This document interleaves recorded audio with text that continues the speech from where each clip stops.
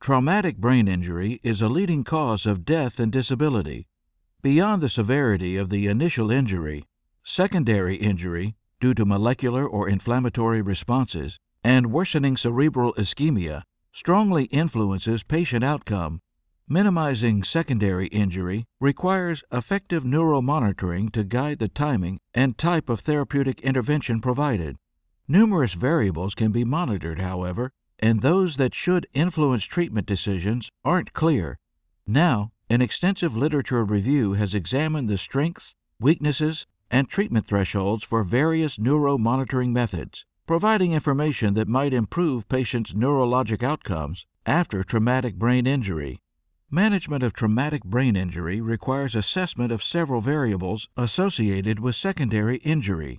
These include intracranial and cerebral perfusion pressures, brain oxygen levels, and cerebral metabolism. Alone, none of these elements comprehensively portrays the spectrum of pathophysiological changes occurring after traumatic brain injury, but tracking them together through so-called multimodal monitoring gives a fuller picture of the injured brain.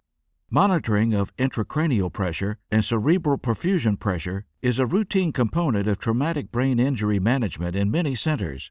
Keeping a patient's cerebral perfusion pressure within an optimal range, rather than using a generic threshold, is central to avoiding the risks associated with values that are too high or too low. One way to obtain an individual's target cerebral perfusion pressure range is by monitoring cerebral autoregulation. Although intracranial pressure and cerebral perfusion pressure values are widely used to help manage traumatic brain injury, neither variable describes the adequacy of cerebral perfusion, an important factor when managing an injured brain. Indeed, cerebral ischemia frequently occurs even when intracranial pressure and cerebral perfusion pressure are within normal limits. But monitoring cerebral oxygenation along with pressure informs on the balance between oxygen delivery to and utilization by the brain, which can produce superior outcomes. Energy dysfunction is another key factor in traumatic brain injury pathophysiology that is not identified by routine neuromonitoring.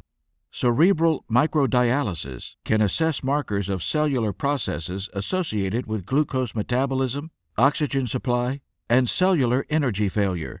Although high-quality evidence confirming that neuromonitor-guided interventions improve patient outcomes is needed, focusing on the interactions between different neuromonitoring variables could enhance personalized treatment.